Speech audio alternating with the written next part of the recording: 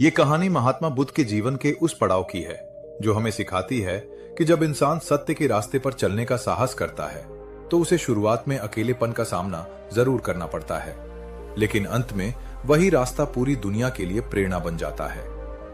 सिद्धार्थ गौतम जब एक राजकुमार के रूप में अपने महल में रहते थे तब उनके पास हर सुख सुविधा मौजूद थी, लेकिन उनके भीतर एक सवाल हमेशा उठता रहता था कि जीवन का असली अर्थ क्या है और दुखों से मुक्ति कैसे मिल सकती है।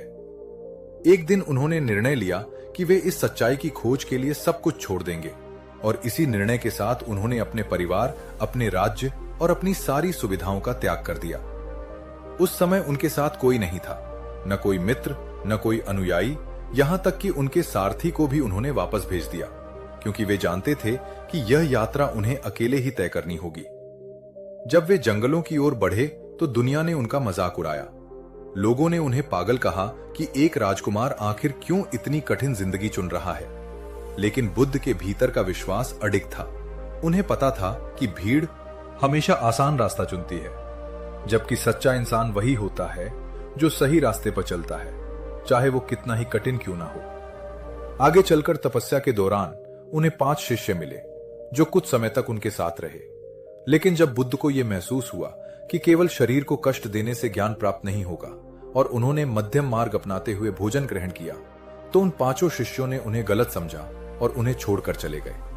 उस समय बुद्ध पूरी तरह अकेले हो गए, लेकिन उन्होंने इस अकेलेपन को अपनी कमजोरी नहीं बनने दिया, बल्कि इसे अपनी ताकत बना लिया। उन्होंने अपने मन में दृढ़ संकल्प लिया कि चाहे कोई साथ दे या न दे, वे सत्य की खोज जारी रखेंगे। इसके बाद वे बोध गया पहुंचे और एक पीपल के वृक्ष के नीचे बैठकर ध्यान में लीन हो गए। वहां उन्होंने अपने मन के हर भय, हर लालच और हर भ्रम का सामना किया। कहा जाता है कि उस समय उनके भीतर और बाहर दोनों ओर से कई प्रकार की बाधाएं आईं, लेकिन वे बिल्कुल विचलित नहीं हुए और अंततः उन्होंने ज्ञान प्राप्त कर लिया, जिसे हम बुद्धत्व कहते हैं। उस क्षण वे अकेले थे, लेकिन उस अकेलेपन में एक अद्भुत शक्ति और शांति थी जिसने उन्हें पूरी तरह बदल दिया। ज्ञान प्राप्त करने के बाद उन्होंने ये निर्णय लिया कि वे इस सत्य को दुनिया तक पहुंचाएंगे, और वे अकेले ही सारनाथ की ओर चल पड़े। वहां पहुंचकर सबसे पहले वही 5 शिष्य उनके पास आए जिन्होंने उन्हें पहले छोड़ दिया था, लेकिन इस बार उन्होंने बुद्ध के चेहरे पर एक अलग ही तेज देखा और वे उनके चरणों में झुक गए। धीरे धीरे बुद्ध के पीछे लोगों का एक विशाल समूह जुड़ता चला गया। राजा, महाराजा, आम लोग सभी उनके उपदेशों को सुनने और अपनाने लगे, और जो व्यक्ति कभी अकेला चला था उसके पीछे आज पूरी दुनिया चलने लगी।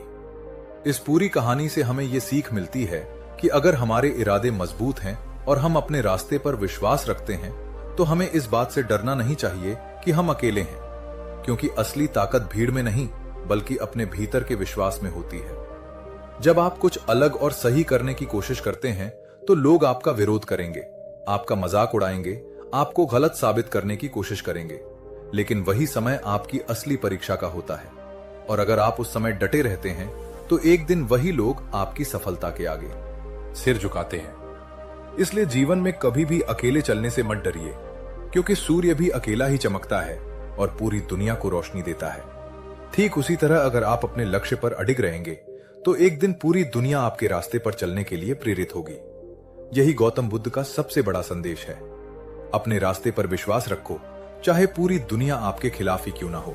अगर तुम अकेले चलने का साहस रखते हो, अपमान को सहने की ताकत रखते हो, क्रोध को नियंत्रित करना सीख जाते हो और कठिन समय में धैर्य बनाए रखते हो, तो दुनिया की कोई भी ताकत तुम्हें सफल होने से नहीं रोक सकती। याद रखो, शुरुआत में रास्ता कठिन होगा, लोग हंसेंगे, साथ छोड़ेंगे, लेकिन अंत में वही लोग तुम्हारी सफलता की कहानी सुनाएंगे। इसलिए आज से एक फैसला करो, भीड़ का हिस्सा नहीं बल्कि अपनी कहानी का हीरो बनना है, क्योंकि अंत में जीत हमेशा सत्य की ही होती है। नमो बुद्धाय।